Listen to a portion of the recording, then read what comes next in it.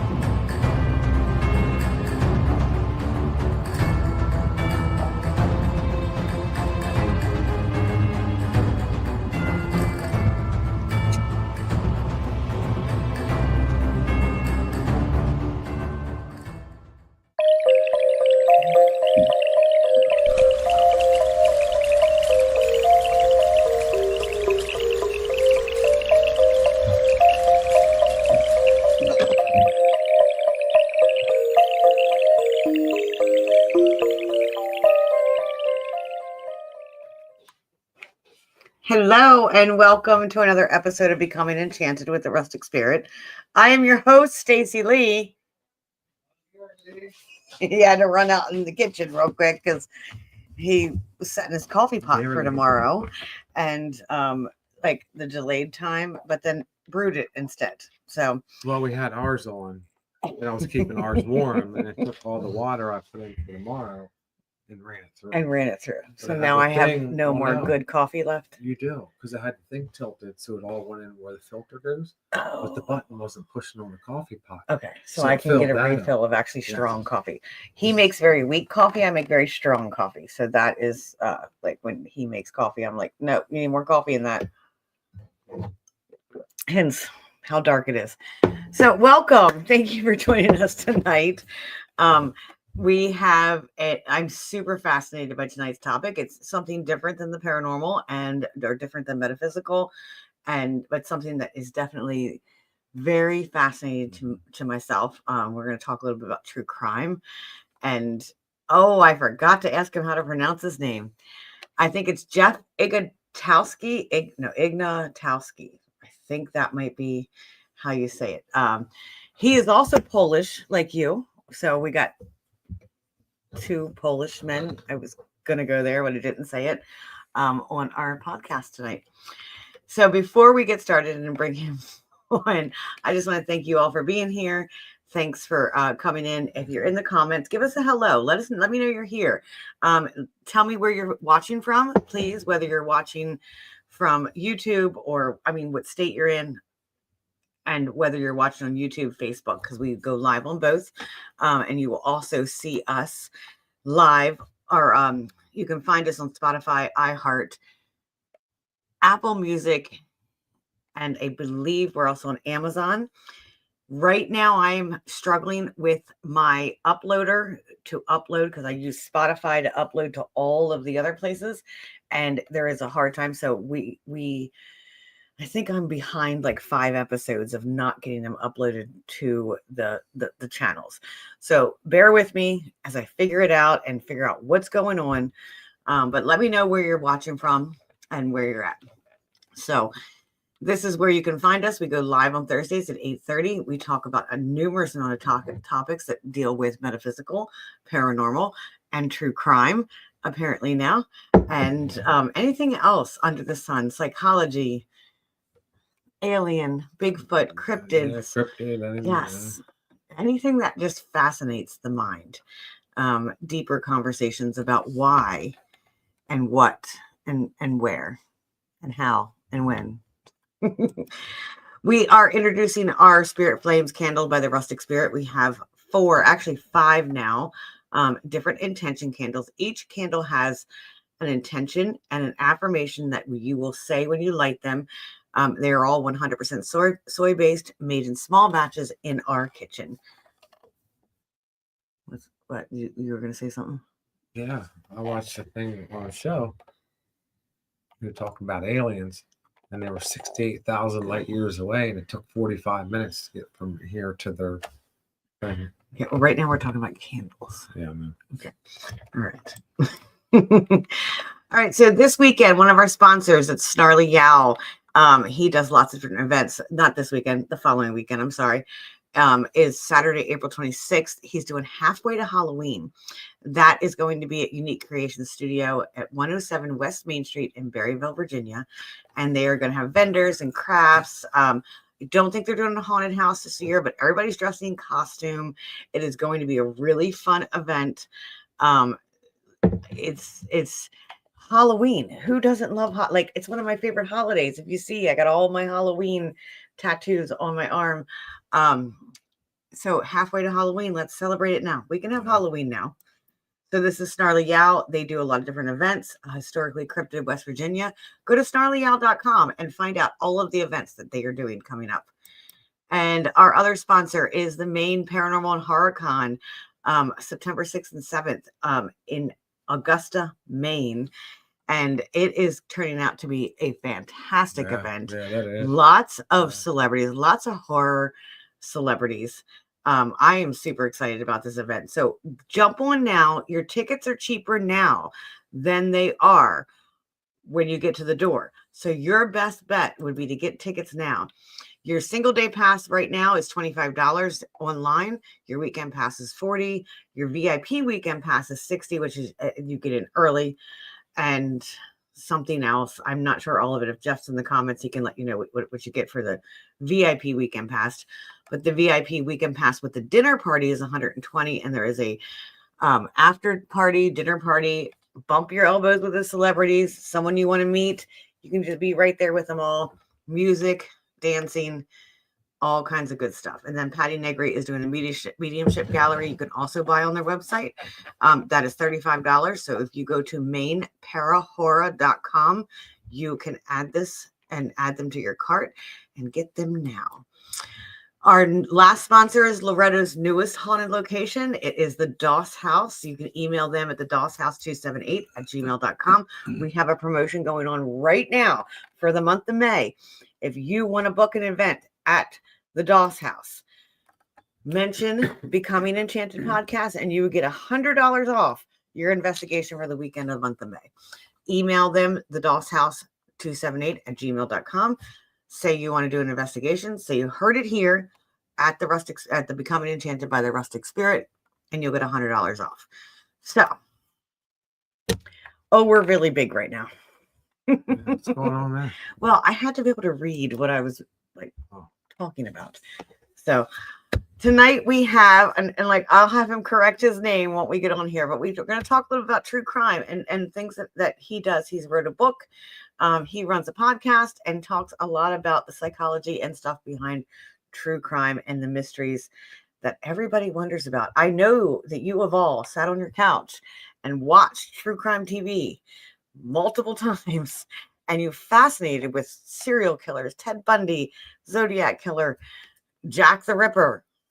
Let's talk a little bit about those tonight. Hannibal Lecter. Yeah. Lots of different things. So without further ado, Jeff, I'm going to add you to the stage.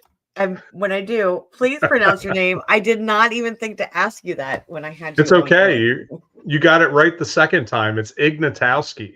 Ignatowski. I was trying to sound it out. Like, I think that's right. Yes, you got it right. So. Well, welcome. Thank you for coming in tonight. Yeah, absolutely. Thank you guys for having me. So tell us just a real quick blurb about yourself. Who are you? What do you do?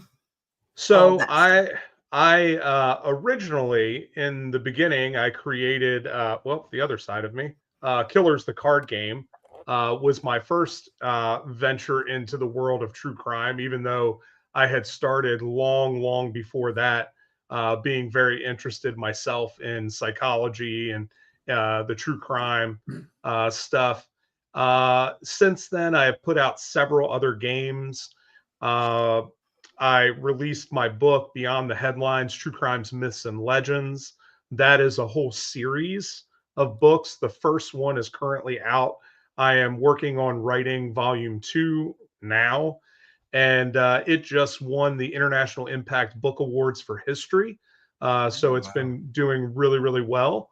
And, from that came my podcast. I run True Crime, Myths, Legends, and More podcast. And so, that has all kind of culminated with that and really become an extension of everything else that I do. So it's been a lot of fun, and it's been great to kind of meet some of the people that are out there in the true crime industry, especially other authors and things like that, and really get to know them really well. I just had a recent episode with Peter Vronsky, who is incredible and has done so much as far as history within true crime, and literally the guy that wrote the book on true crime history. So just really, really cool to talk to him and get to know some of the knowledge that he has and where he came from. So it's been really great. So you started out making a game. Yeah. I did read a little bit about that, and I was trying to figure it out. So where did the idea from this game come from? Like, obviously, it sounds like you had a passion for true crime. Yeah, and I love gaming. I always have. I love playing tabletop games. I was an avid, Dungeons and Dragons player in high school. What is your class? So I was always, some kind of fighting class because I preferred going and hacking and slashing everything versus doing anything else. So it was always that. And kind of so goes along with the true crime thing there. Yeah, and I was always very much chaotic neutral. So I always kind of ride the line. I was always a huge fan of Star Wars. So I always kind of ride the line between light and dark. So that's always been very, very fun to play those kinds of characters. And then I was really, really into Magic the Gathering for a very long time. And love playing, card games specifically. So actually Killers came because me and my son were in an occult shop, and we were there looking around, and he gets up to the front and he's like, "Dad, you got to buy me a pack of cards." And I said, "Well, what are they?" And he brings them over to me, and they're the old 92 Eclipse true crime cards. And I said, "Oh, I had those when I was a kid." And he said, "Dad, buy me some packs." And I said, "Well, how much are they?" He said, $6 a pack. I said, "Hell no, you're not getting those $6 a pack cards for you just to throw them away." Yeah. I said, "Listen, I could make those." And then became, my quest. By the time I got home, I sat down for about an hour and a half, and I had sketched out the bare bones idea for Killers the card game. And then it took me 3 years to actually put it together and to figure out how to get it published and everything else. And, 3 years after that, I started doing it, and it is now currently the best-selling true crime game of all time. We've sold, over 3,000 units in 8 different countries. It has been wild to be able to go out there and do that. We've got 5 expansions for the game.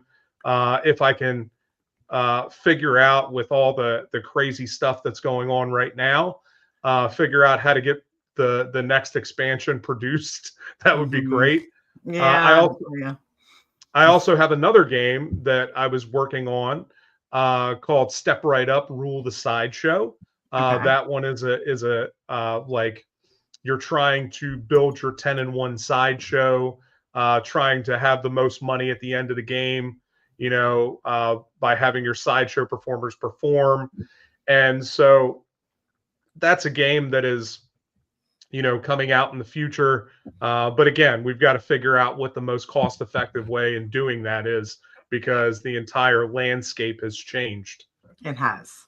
So it has. So maybe go digital. I don't know. Like it is. But I do understand that piece. So the game, I want to go there first because I'm a big gamer. I tabletop games. I've been in Dungeons and Dragons.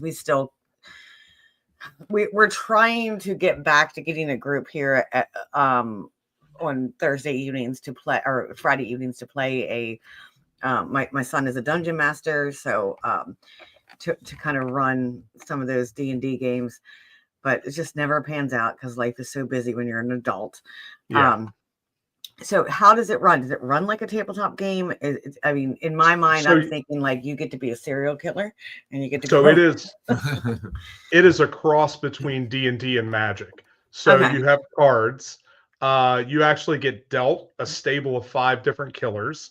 Okay. So it's random as far as that's concerned, depending on which expansion you're playing, of course. But if you're playing the base game, you get dealt 5 different killers. The whole intention of the game was really to be able to dive into the psychology of the different killers. Mm-hmm. So on the back of the cards, they all have a brief little bio. There is also kind of a rating system. They have their brutality, their intelligence, their elusiveness, their charisma. So Oh, all wow. those 4 things Oh, Ted will Bundy's charisma must be like at the top, right? he has pretty good charisma, but if you read Kathy Kleiner's book, she talks about how Ted Bundy wasn't as charismatic as we all like to believe.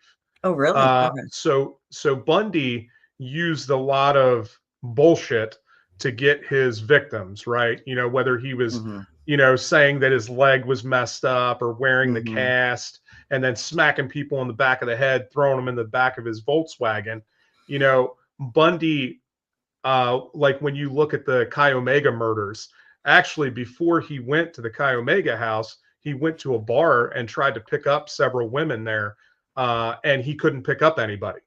Yeah. So much for the super charismatic guy that we all like to think he was, because he was such a ladies' man. Well, and they That portray him a lot in Hollywood and that Yeah, of him of being that way. Yeah. yeah, Mm-hmm. but it seems like he was much more awkward than that, and had to use more nefarious means to get Mm-hmm. his victims, rather than just going up and spitting some game to them and having them willingly come with him.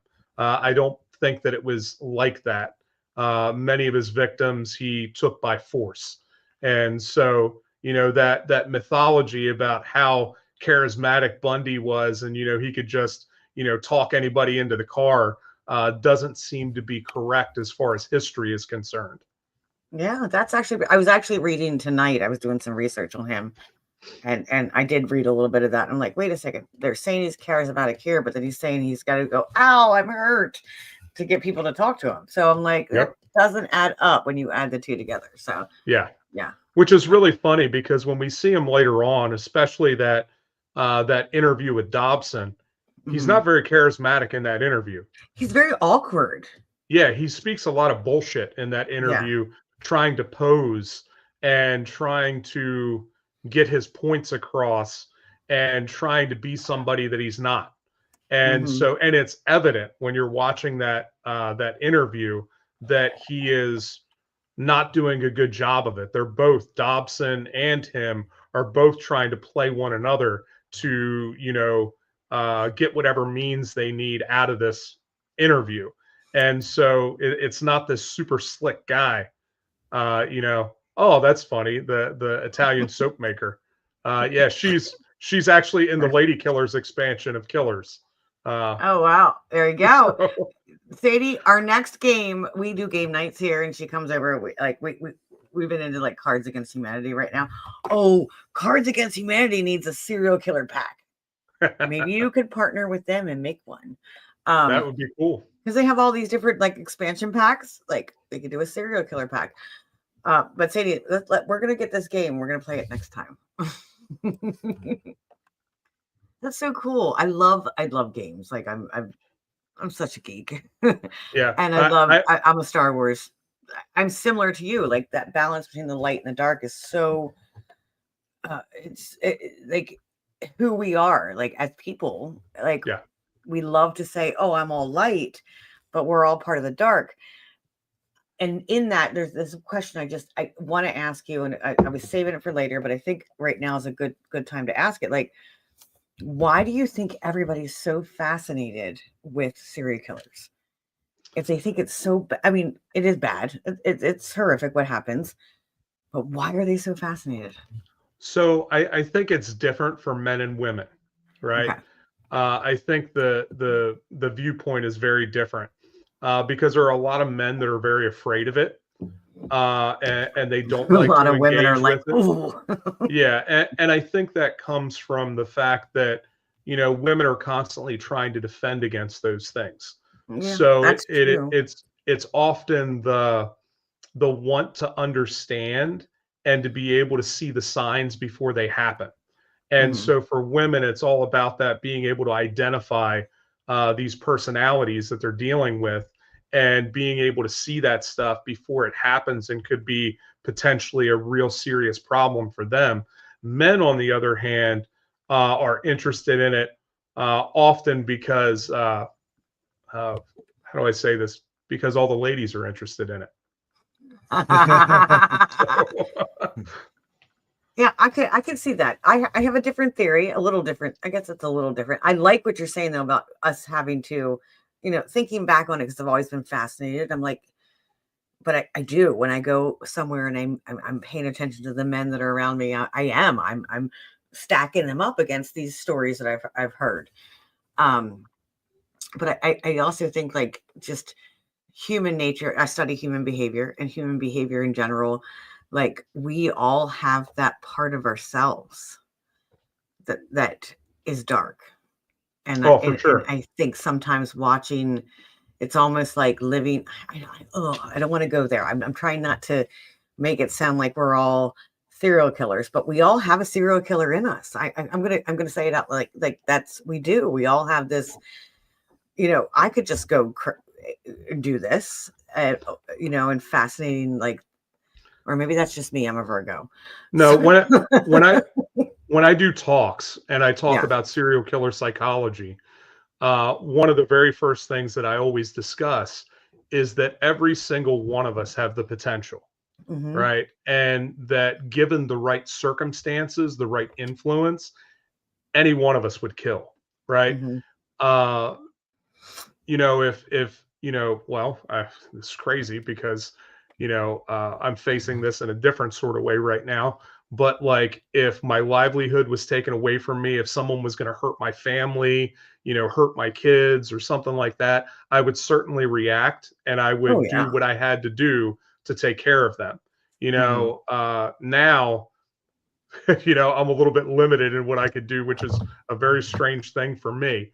But I think that it is worth identifying that and knowing that there are certain circumstances in each one of our I was lives saying that. that could lead to that, that could change if uh, just like if I lost my job, couldn't get another job, could not feed my family, I would go and I would do what I had to do. If I had to steal, whatever I had to do to make sure I took care of the people that I care about. And so, I think we're all, we don't really understand. Hedonistic. Uh, We all have a little bit of a hedonistic yeah, and yeah, survival. Like we're made to survive. Like, Oh, yeah, yeah. for sure. back in the caveman days, like we survived because we hunt and killed and we fought off predators and we don't live in a world where we have to do that anymore, but our genetics and our body still, our brain still Absolutely, is programmed that way. absolutely. Hmm. So Ashley said when I said that about me being a Virgo, maybe I'm a serial killer. Gary just looked at you like, what you gonna do? Should I be worried? which No. is really which is really funny because when you look at like zodiac signs and Hmm. different serial Oh, I killers, know. I've already been told I'm a Virgo. yeah, Virgos and Geminis are a high percentage of those people. What's really funny is I'm a Cancer and I have the lowest percentage. You do, because I you're do. you're I don't know how much you know about astrology, but that's I that emotional sign and yeah, very loving and caring. And luckily, I have a Cancer rising, so that saves me from being a serial killer. that's okay. Oddly enough, I think last time, like when we did that, I think I was a Virgo rising, There which we is go. which is interesting why I present that way. So yeah, Yeah. very And funny. Ashley said she would love to sit in front of one of these people and pick their brains. Some of these people are highly intellectual. I agree. Like, and I think she's talking about serial killers. I don't want to glorify them, and I don't want to bring it to that light, but it is like I work with children, and I work with disadvantaged youth, and I work in behavior therapy. And I have come across kids that I really have thought, like, I'm going to keep my eye on the news because this kid's going to be a serial killer one day. But they're highly intelligent, and it just the way their brains work. But there's different categories, right, of serial killers.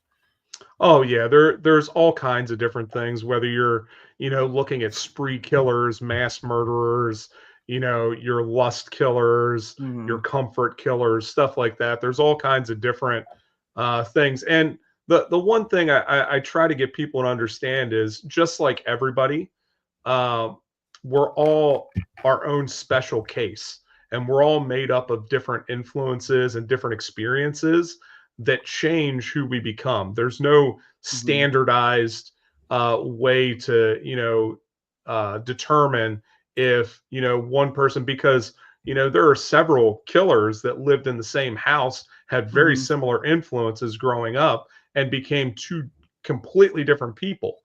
So, it's not like there's a good gauge for that, what is going to give somebody, and, if people are going to delve into the realm of psychopathy, or, things like that, and how that's going to happen. Each of us deal with influence differently.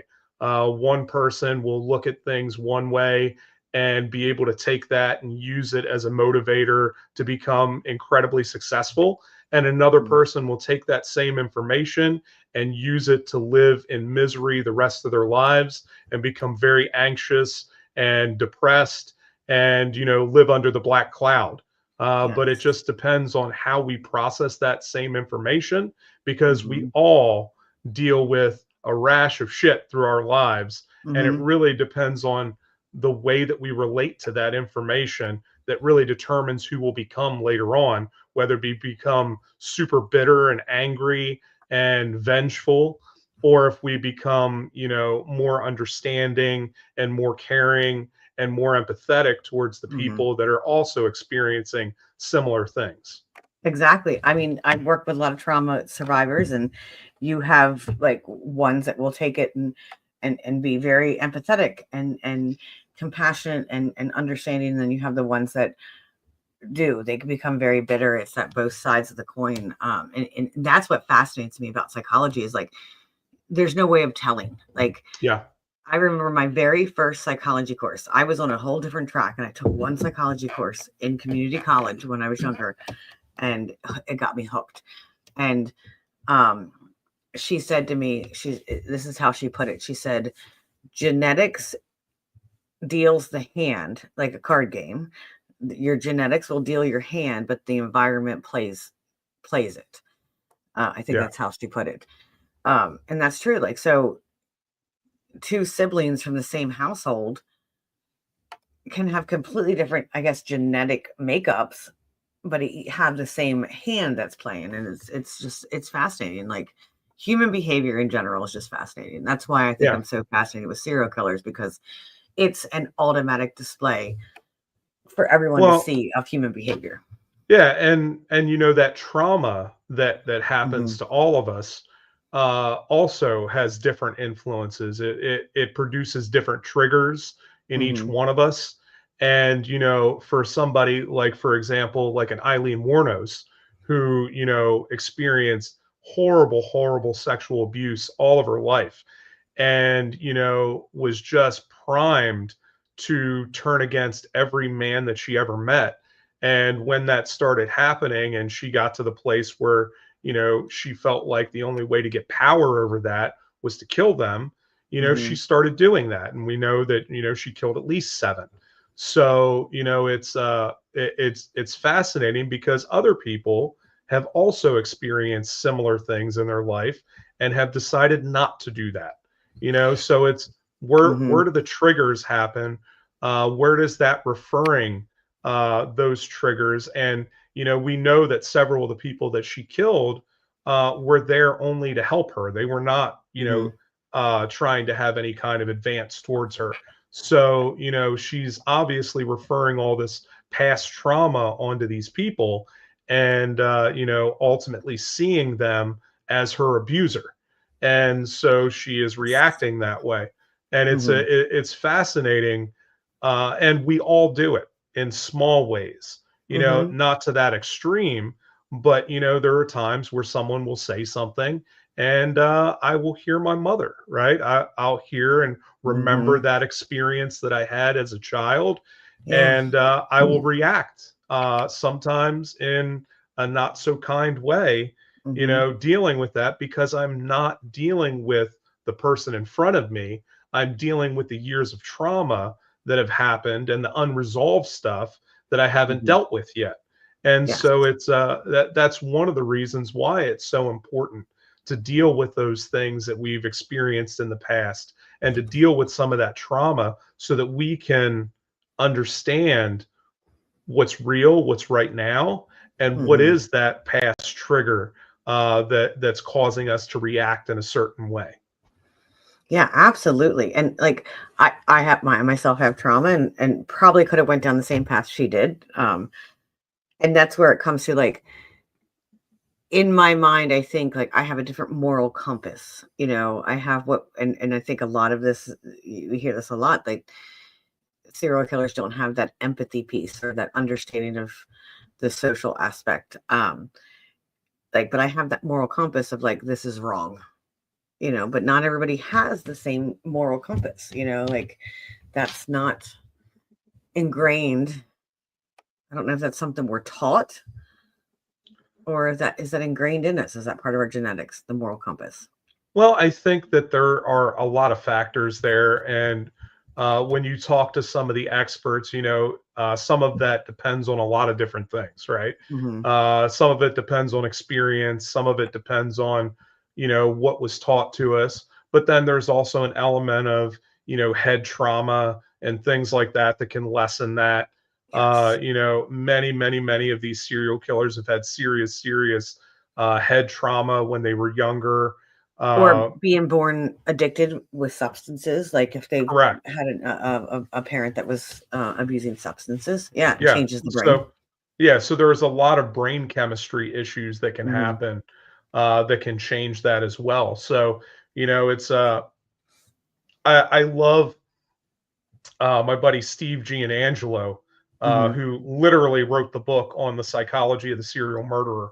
And it's funny because you pulled out the DSM, and uh, he has been petitioning for years and years to put a new category in there about psychopathy. And he believes that there are several different factors that go into that, and there Mm-hmm. should be a new category for the serial murderer. And so I tend to agree with him. I agree. I was And actually thinking that earlier. I'm like, there's nothing in here. Like, yeah, yeah, okay, there, everybody's psychopathy, or narcissistic or histrionic or any of those. But yeah, yeah. there's. Yeah, there's not a good there's no real classification for psychopathy in the DSM.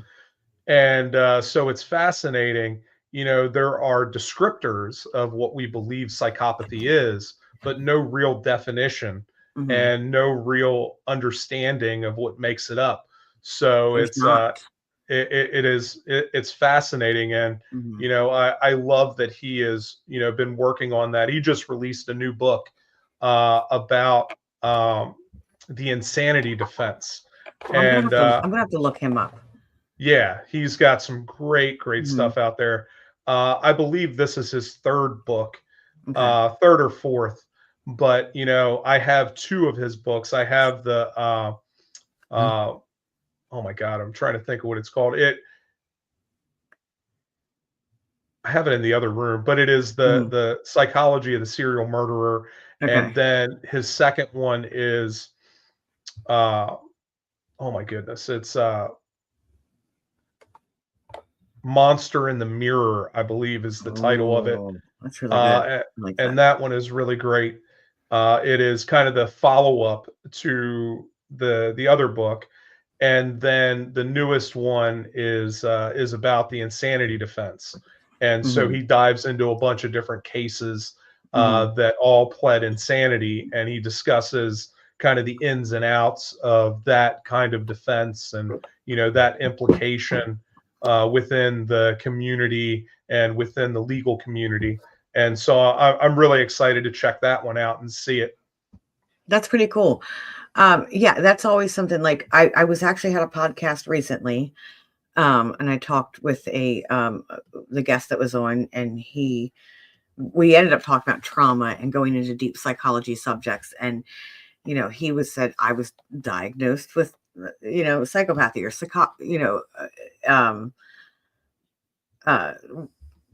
I have dyslexia. Sorry, my brain doesn't always say words right. Diagnosed with that, what we were just talking about. Literally, that's dyslexia. It just goes out of my brain. And so I pulled out like him and I after the podcast are pulling it out, and I'm like, I swear it's in here somewhere. And like I studied this. I took multiple courses on DSM. I know that I even I diagnose people, and I'm like, there's nothing in here about it, and you're right. Like there is very little. Like there's personality disorders. There's antisocial personality disorder. So we were going through it, and he's like, no, that doesn't sound like me. That doesn't sound like me. So there. I think there does need to be some revision. I mean, this is the 5th revision, and it's been out 4 or 5 years now. I think this one has, but I do think that they definitely need. There's a lot that needs to be done. Yeah. And there's never really been a good differentiation between sociopathy and psychopathy. The only real differentiation is that people that have sociopathy understand what they're doing. And if you're looking at psychopathy, they don't understand. Yeah, it's more they're almost that having psychotic episodes where psychosis. Yes. Yeah, which is why it always ends up being closely tied with some kind of antisocial personality disorder, because or when schizophrenia. when we're looking at people that are having psychotic episodes, those are the things that we're looking at, right? Which one of these disorders do they fit, which closely resembles that, versus having an actual diagnosis for any kind of psychopathy. So it's fascinating. It is. So while we're talking about diagnosis, because this is something that like really with the up and coming more awareness with autism, and there's been some research and going back and looking in history and saying some of these, like even Ted Bundy might have been on the autism spectrum before, like a lot of people were getting diagnosed. There's a lot of mush there between schizophrenia and autism and antisocial and all of that. What are your thoughts on autism and serial killers? So I believe several of them were definitely autistic. I think Jeffrey Dahmer was on the spectrum for sure.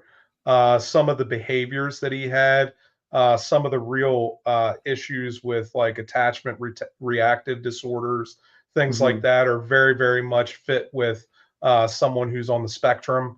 So I think that he probably would have been classified as that.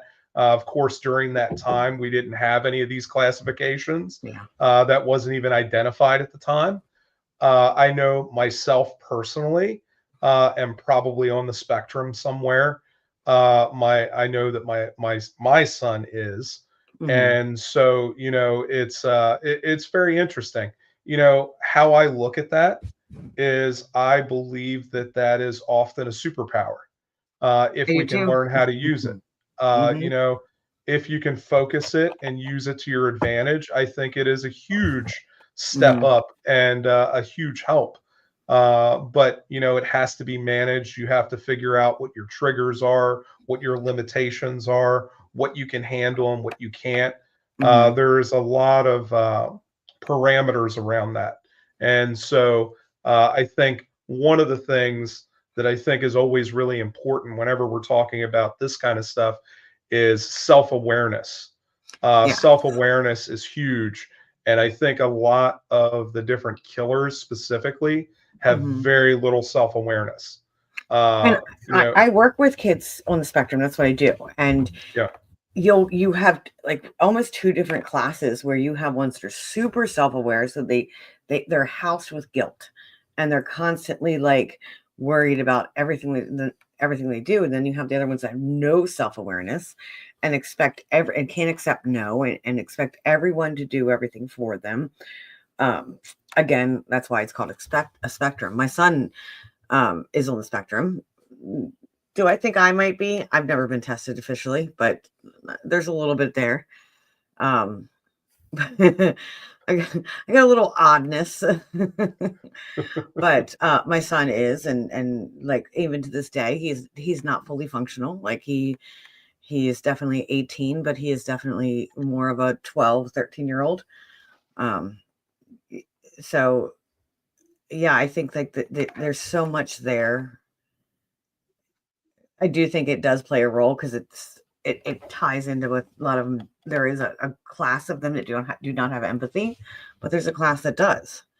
Yeah. So I don't think we can frame it all in one. Oh, everyone with autism lacks empathy. I just think it might be a part of some of the serial killers' diagnoses. Absolutely. So we talked about Ted Bundy in the beginning. Who is your, I hate to say favorite, but who are you most fascinated with serial killer wise? I know you've wrote about a couple of them. So I have always been most fascinated. Okay, so before I wrote my book, I was most fascinated with H.H. Holmes. I thought that would be the case when I started writing, and it was not. What I found out is the two that really fascinated me when I started writing, and maybe it's because I know several people that are like close to the case. Mm-hmm. But Gacy really fascinated me, and so did Dahmer. And you can see the length of the chapters that I wrote revolving around Gacy and Dahmer. I dug into them so much more in depth because I was just fascinated by all the information that I was digging through and some of the questions that are still left around those cases. I think it's the questions. I think that's the mystery piece of it around both of those. Do you have a serial killer that you're drawn towards? Like, I know you're probably not as much true crime as I am, but we've watched some things. Not really. Yeah. I don't think you really delved into it as much as I have. No. Yeah. There's people you'd name, and I'm like, well, do you remember that show like we were in Gettysburg? I know, but well, you remember the show in Gettysburg, or when we were in Gettysburg, and that lady's like, you got to watch this movie. And it was about the Zodiac Killer. Oh, and okay. Remember we watched that about the Zodiac Killer? Like that was probably the first time like you and I have actually watched something true crime together.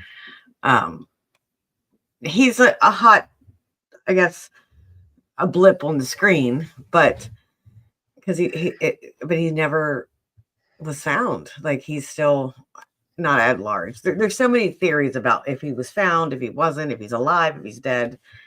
Do you have thoughts on the Zodiac Killer?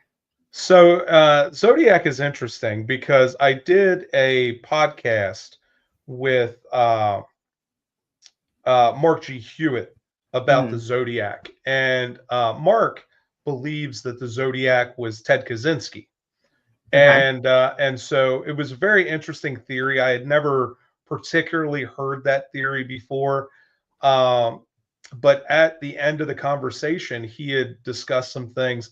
You know, he bought in an auction all of Kaczynski's library that he had in the cabin with him.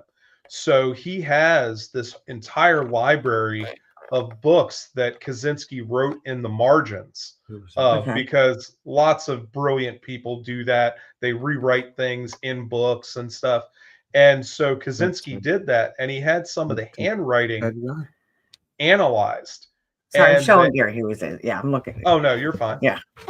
And so some of the handwriting was analyzed, and it was consistent with several of the Zodiac letters, which was fascinating to me. And even above that, some of the phrasing that was used in the margins of these books were exact phrasings that were used by the Zodiac in the letters, which was fascinating to me. So, you know, not anything that like conclusively made me believe it was Ted Kaczynski, but it Yeah. certainly was something that surprised me. I didn't expect there to be that kind of connection, which like made me really interested in the possibilities there.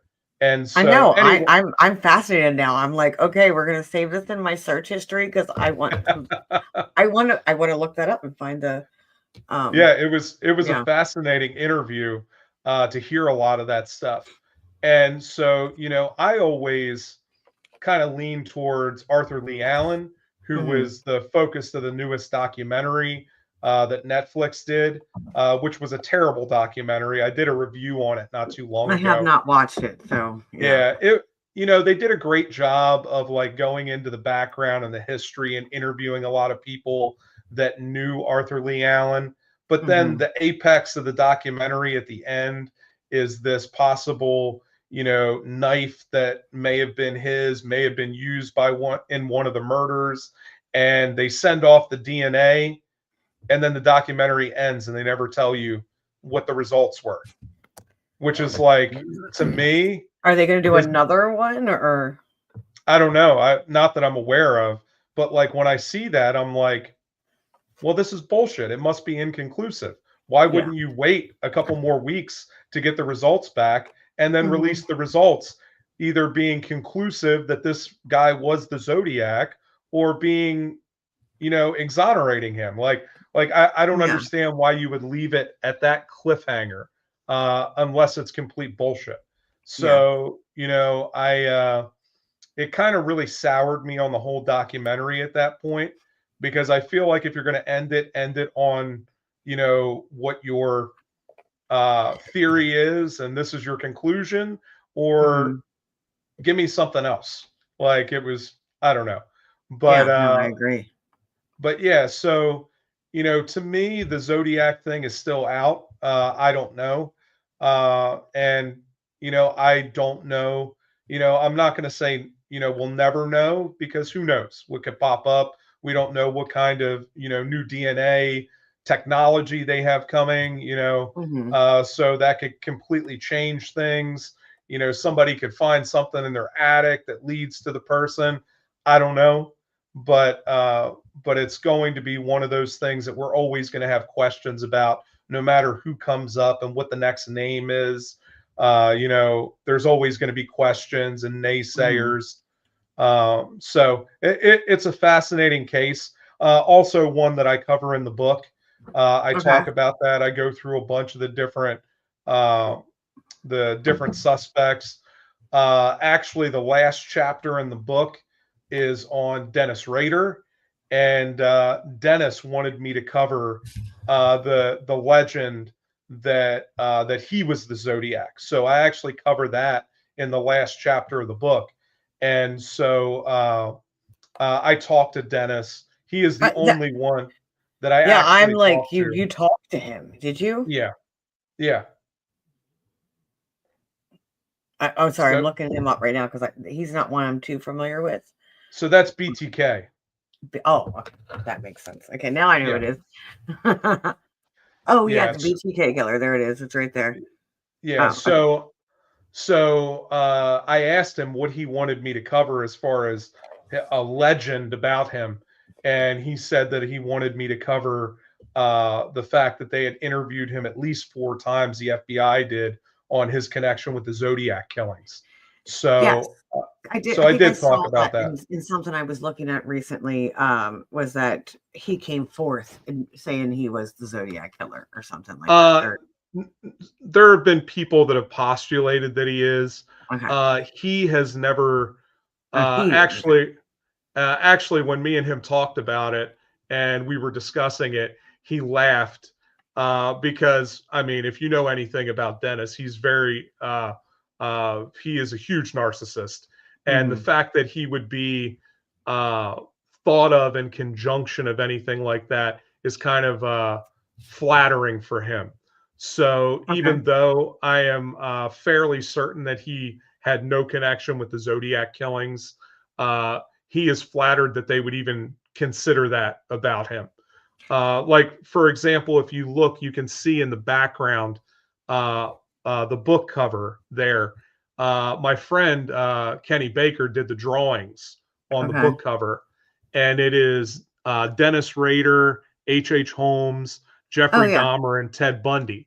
Yeah. And Dennis was very, very excited. I did not have anything to do with the composition of the cover.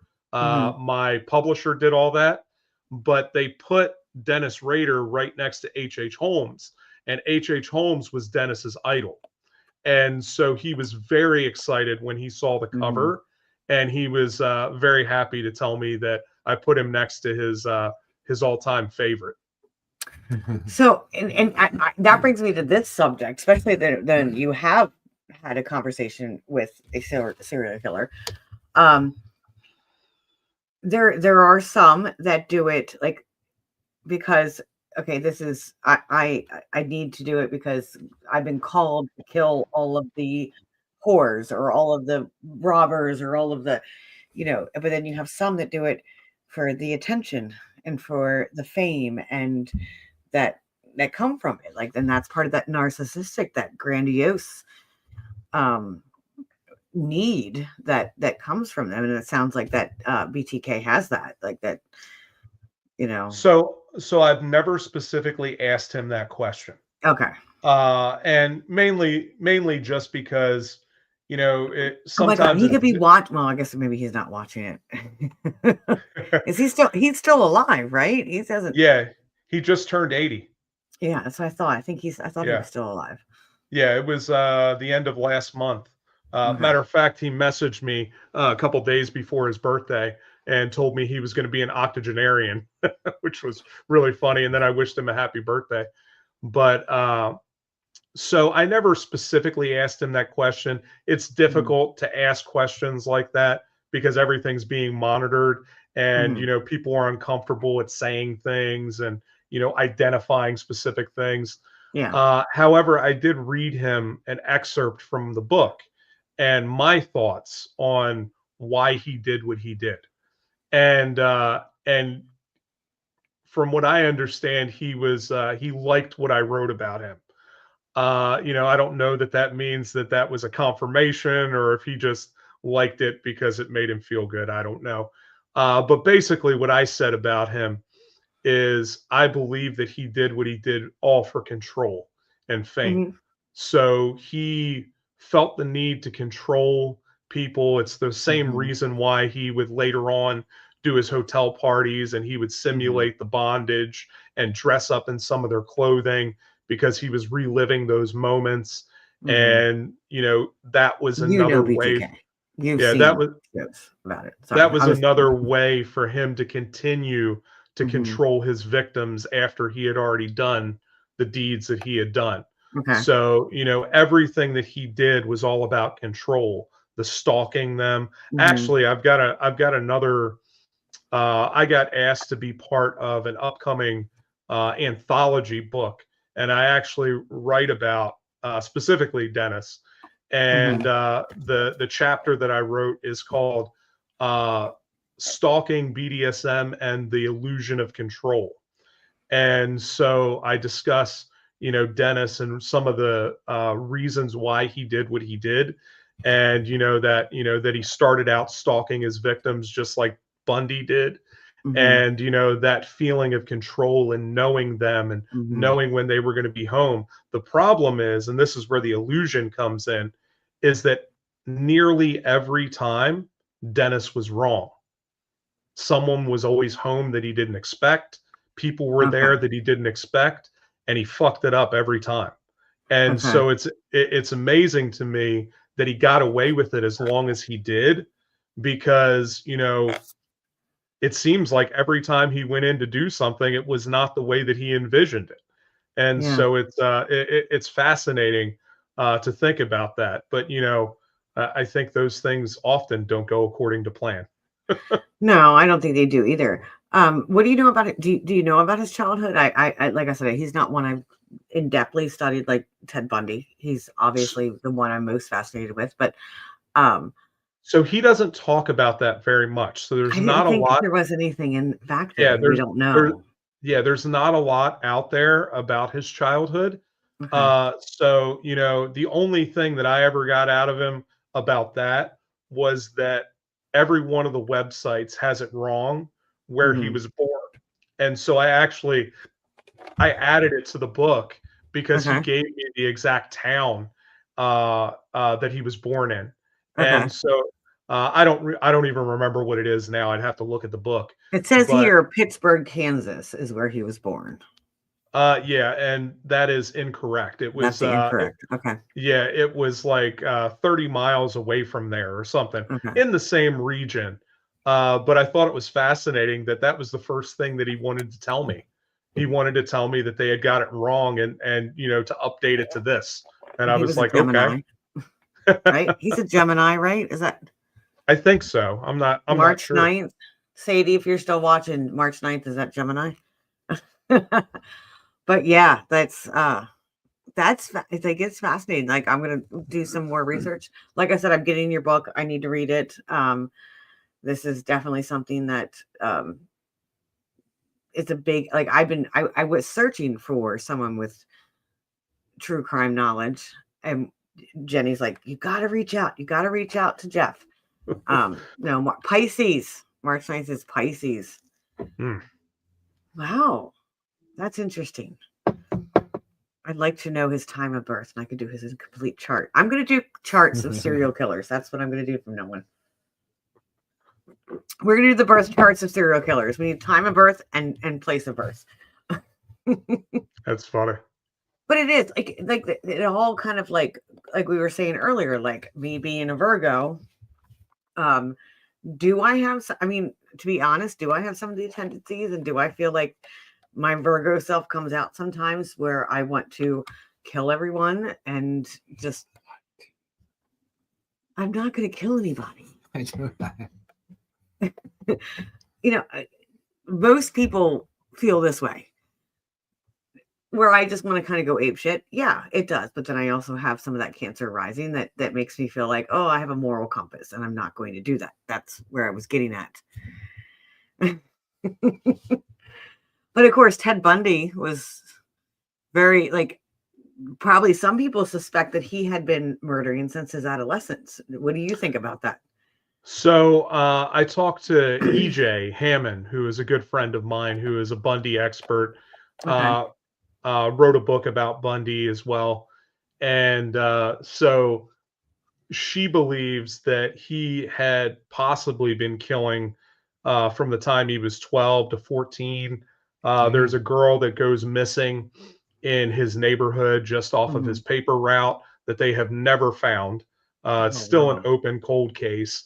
And so, I mean, he used to tear Bundy, apart rats or yeah. mouse. So, and then as we look at the end of Bundy's life, his last couple attempted abductions were all of, preteen girls. And so, of course, his last victim, Kimberly Leach, and there was actually a girl the day before that in Jacksonville that he tried to kidnap, but the brother came up and stopped him. And she was also, I think 12 or 13.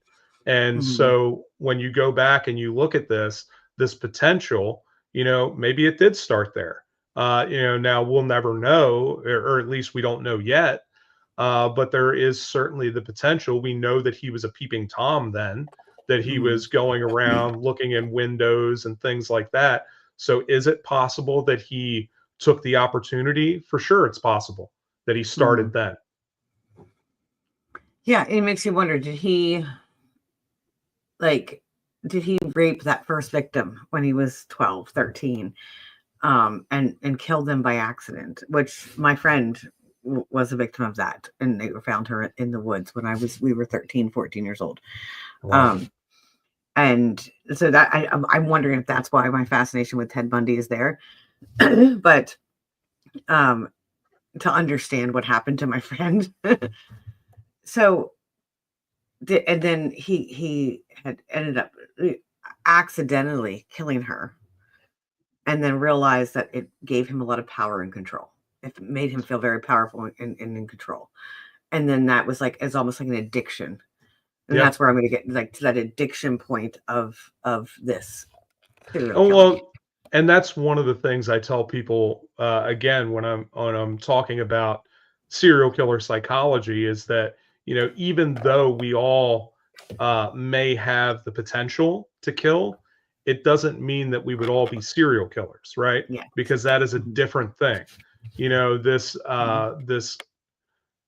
makeup of a person that Mhm. would kill one person and then feel so godlike that they would need to continue to do that to continue reliving these fantasies over and over again Mhm. is a different kind of person versus somebody that might kill somebody and then feel so guilty about it that they have to Yes. then go and kill themselves. So Yeah. there is just, you know, what is it that makes up a person that has to now continue to live out these fantasies? And a lot of Mhm. times it's the person that is built up those fantasies for years and years and years, like a Ted Bundy who has been peeping Tom since the Or time he was, and tearing apart rats and probably getting joy out of killing yeah, these small little rats or mice or whatever. Yeah.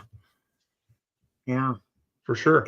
It is like, and then that's where that comes in. Like a normal person would feel guilt, Yeah. would feel shame, would feel like, oh, this, that, back to that moral compass. Where someone who um their brain doesn't fire the way our brain does.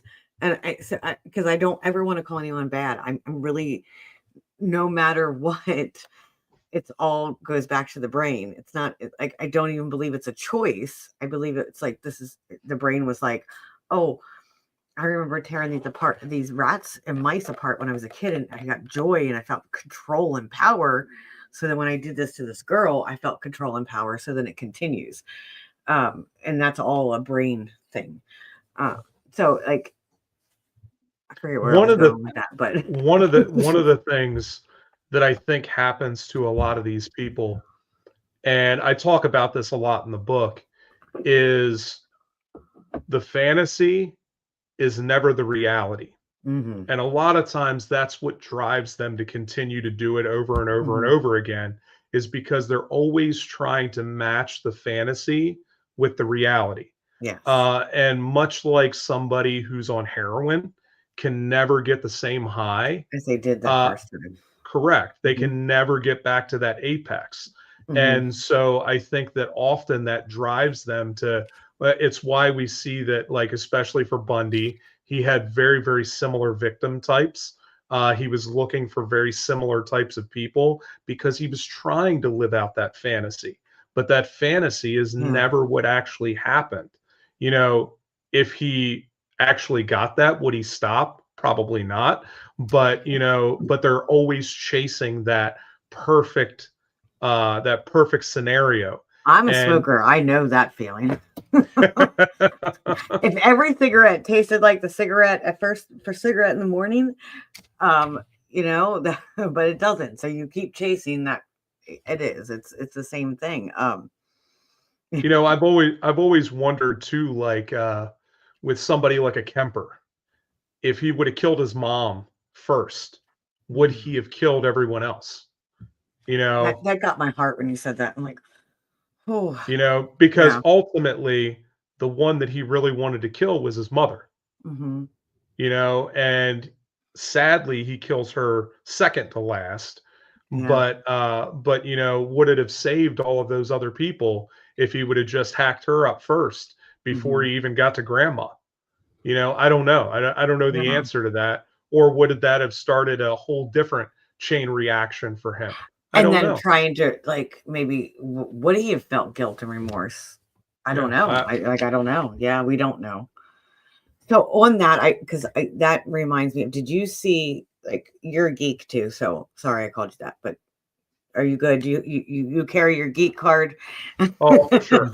Okay. Um, so with the Joker, the one that, Heath Ledger, no.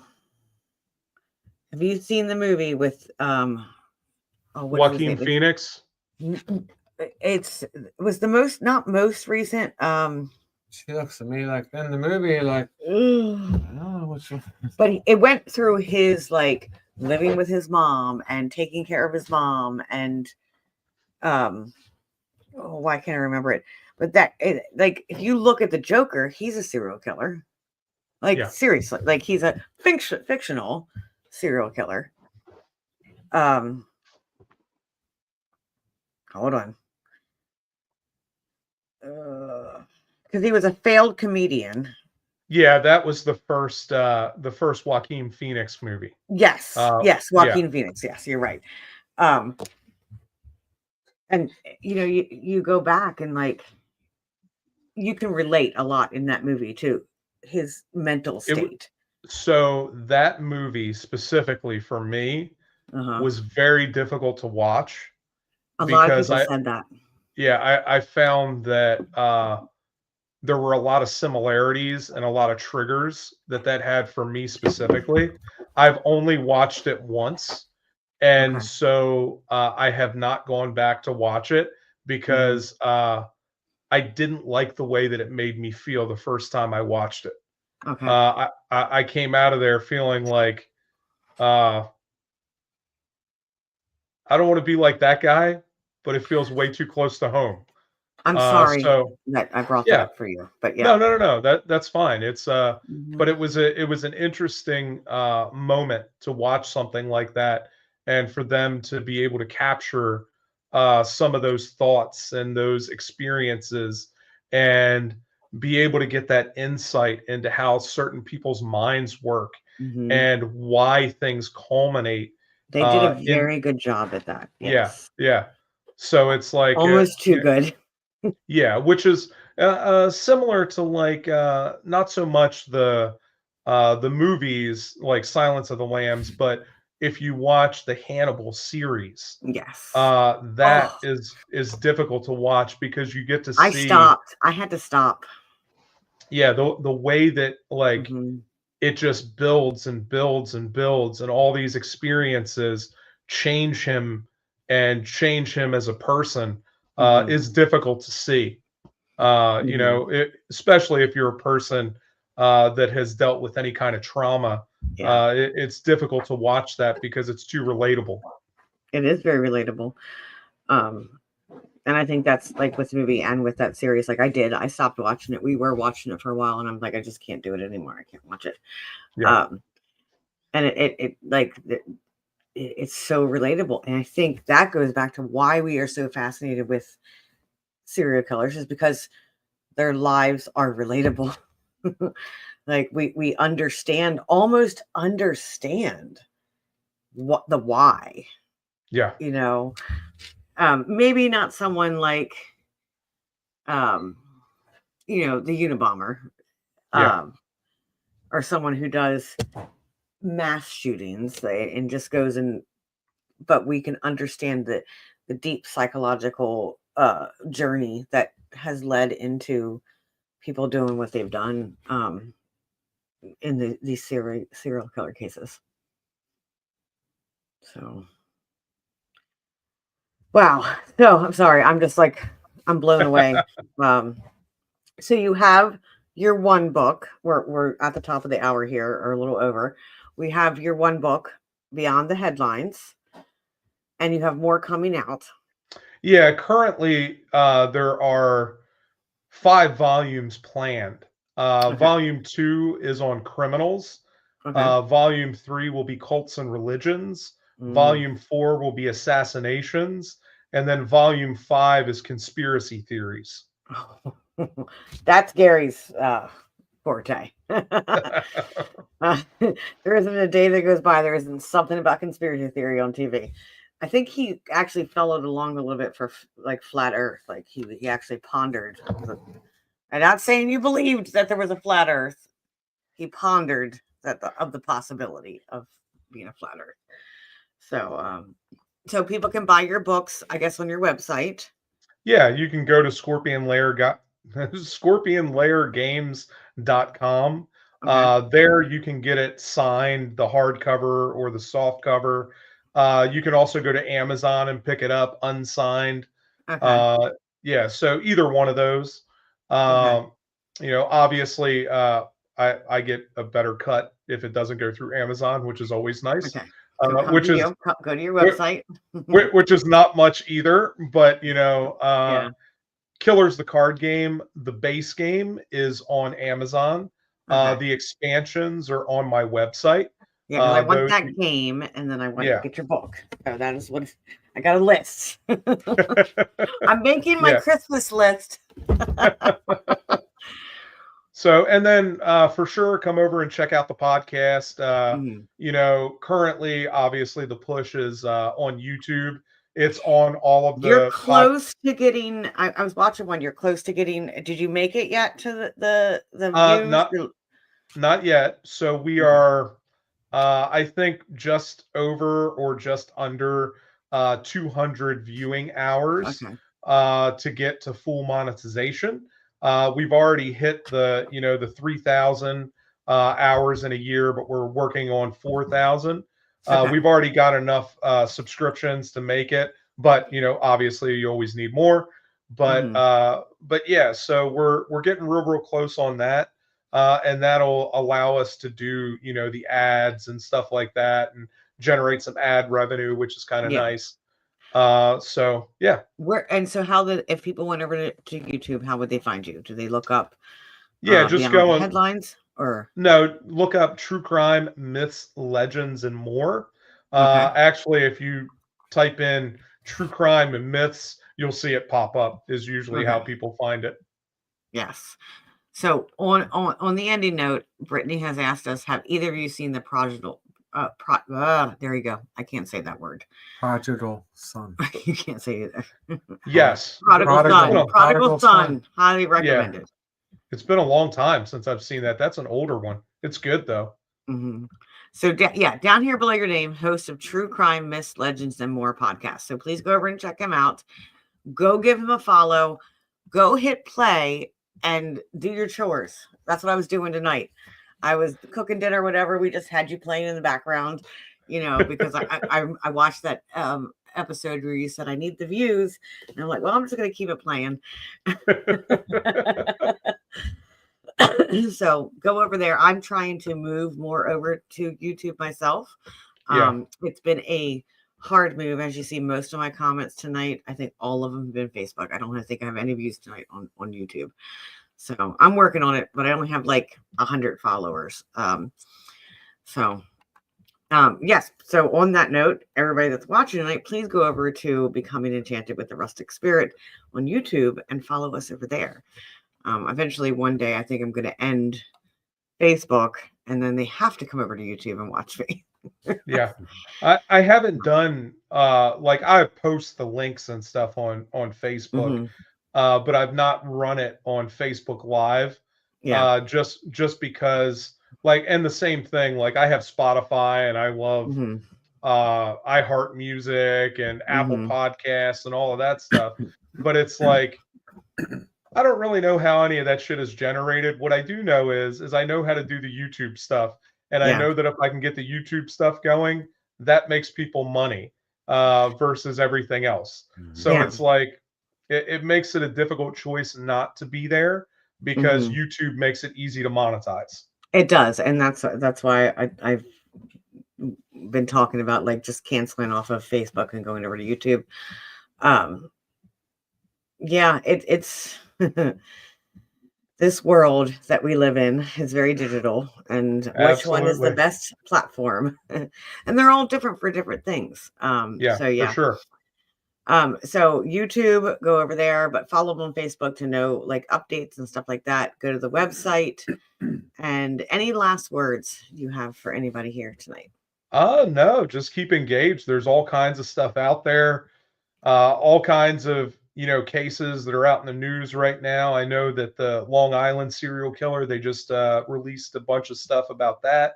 I know because there's current serial killers that are still out there today. Yeah, so right now they just released that the way that they found the method that they're using for DNA to get to match the hair follicles that they found at his house.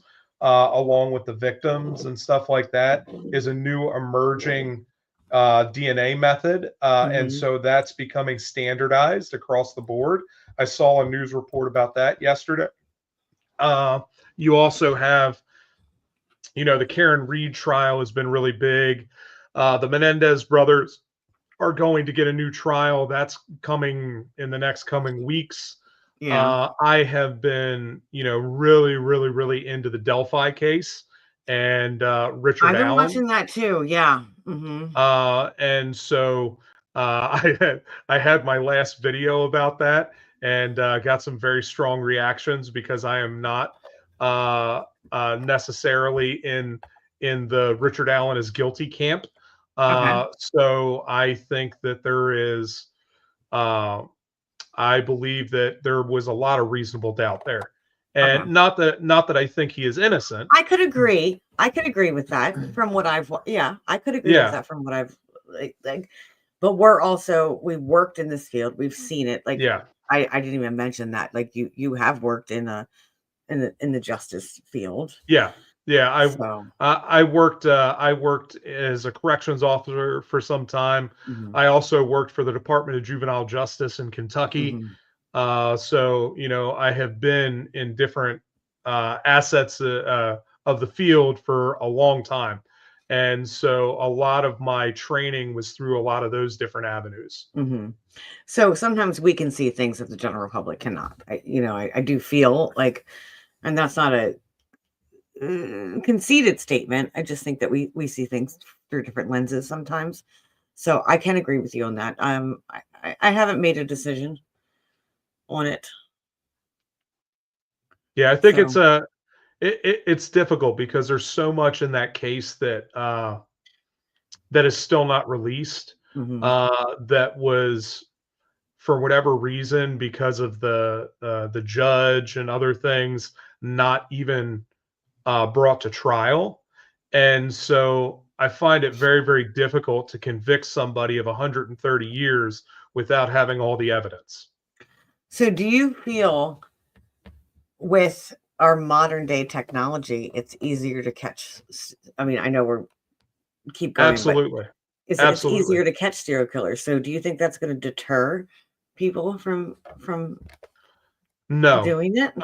I don't think it'll deter people from doing it necessarily because the people that are doing that are already far gone, Okay. right? I do agree with that. They Yeah.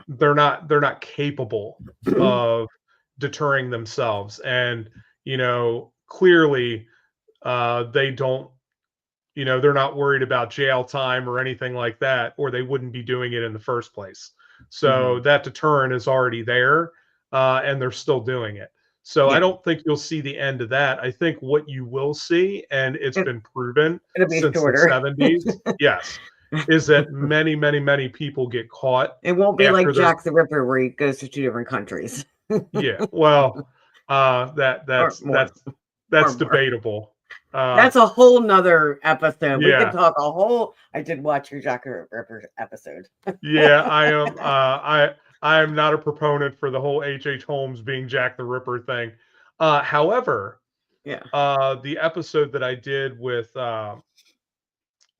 Michael Hawley Hmm. and talking about the possibility of the Railway Ripper and oh, I'm trying to think of what his name is now.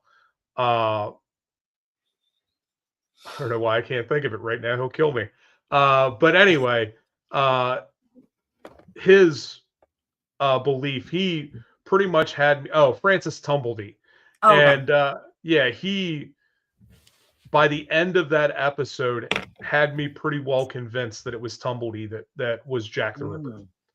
Mm. The fact that you have now 30 plus murders here in the United States that coincide with the Ripper murders Okay. uh, is just fascinating to me, and that you can link Tumbledy to almost every one of those murders, I'll have to watch that. including That's one of your including episodes? yeah, that Okay. is the Michael Hawley episode. You have to Okay. check that one out. He is Yeah. incredible. And so, he pretty well convinced me. And I was kind of up in the air about it before then. Like I had no idea who I thought. I was more so in the camp of Aaron Kaminsky, Mhm. the Polish barber. And, Of of course, course. yeah, I mean, but Of course, Russell Edwards has come out with this Mhm. DNA saying that it was Kaminsky for sure because of the shawl. The problem is that you can't tell me that there's any way that that DNA is reliable nearly 200 years later after it's been passed down through how many hands, Yeah, and sitting in I think somebody's you were sock mentioning on your drawer. podcast, like someone last week with that genetic, their ancestor could have touched it, and then now it Yeah. has the DNA.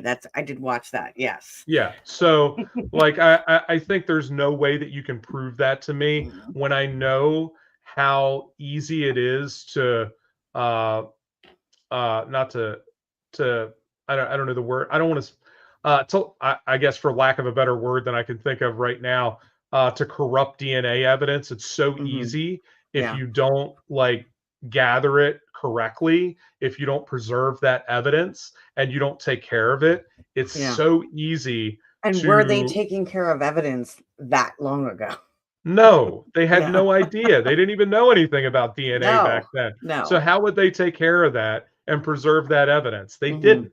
It was sitting in No. somebody's sock drawer in their closet for 80 years, Mhm. and there's no way that you can tell me that they preserved that adequately Mhm. to now get this DNA to conclusively prove that it was Aaron Kaminsky. No Yeah. way that you can say that. No. So anyway, which is really funny because I've talked to Russell and I've talked about having him on the podcast, and we plan on doing that at some point. And, I am always open to anybody coming on and speaking their truth. And I will listen Yeah. to them. I will hear them out. I will, allow them to give their viewpoint. And Mhm. I mean, that is, I mean, my podcast is all about that. Like, I want to hear Mhm. those alternative ideas and those Mhm. alternative theories because I don't know everything. Like, I know a lot of things, I listen to a lot of things, but I don't know everything. Yeah. And if there's better evidence out there, I want to know what it is so that I can change my opinion and I can have a broader Mhm. idea of my own personal beliefs. So that's just me. Yeah, and I think that's why we do what we do, is because we are open to different ideas and let's open the book and Yeah, look at it together type of thing.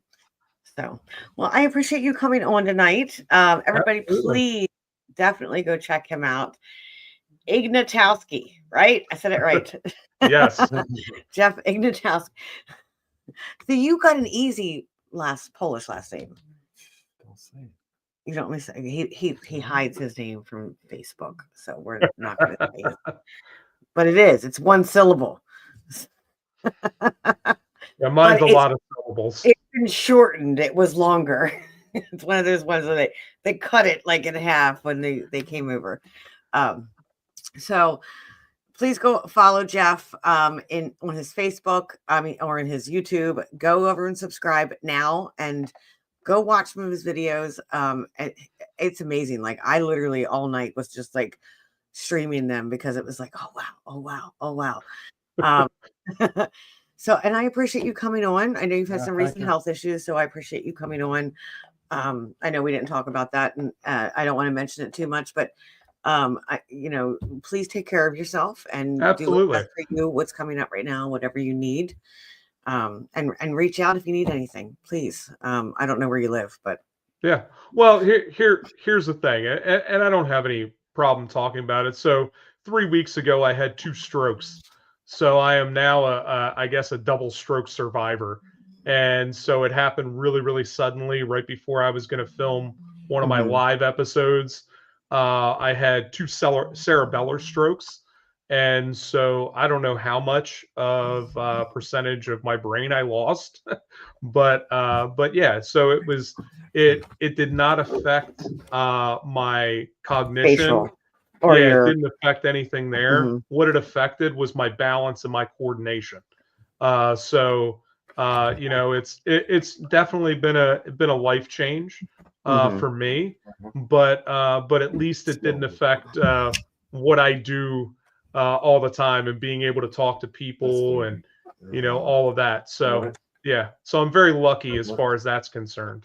I know, and that's why I reached out to you, because when you hear stroke, you hear um, you think about not being able to, like, the cognition piece, and obviously the drooping of the face and stuff like that. Like I don't know if he wants to. Like, even Jenny was like, when I meant, she's like, you know what happened to him? Are you sure he's gonna be okay? And I was like, yeah, I talked to him. He says he wants to, that type of thing. So I'm glad you came on, because it is good, like, especially when it comes to balance. And you said it was in your cerebellum, like back here, Yeah.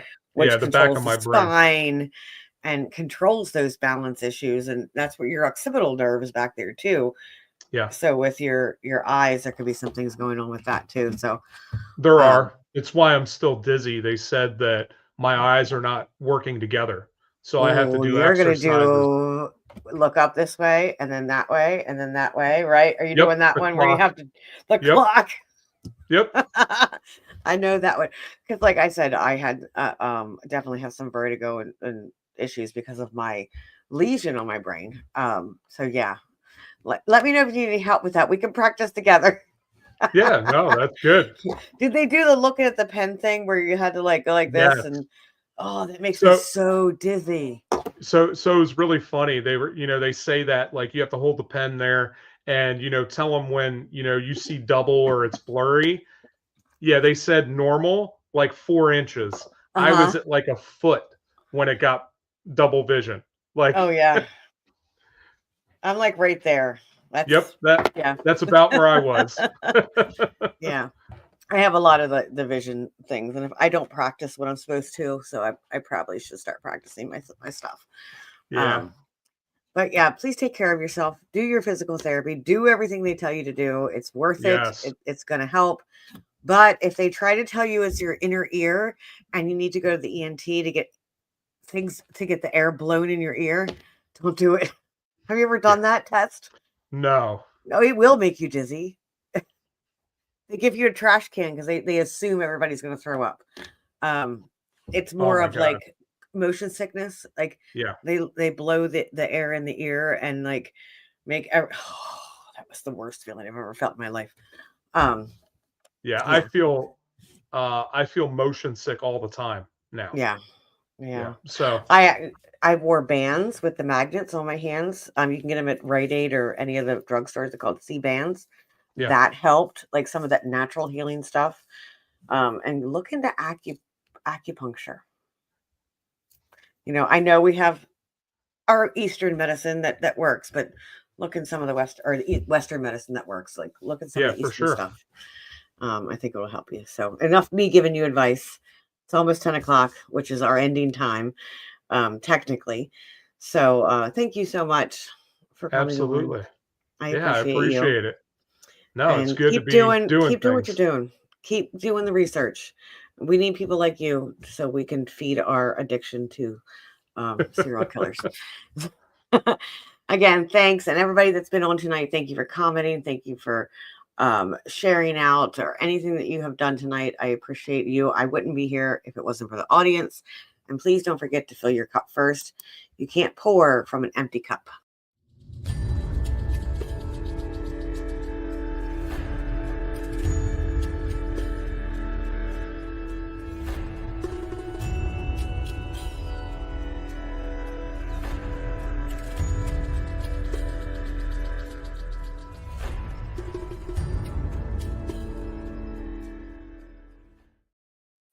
Thanks again for coming on.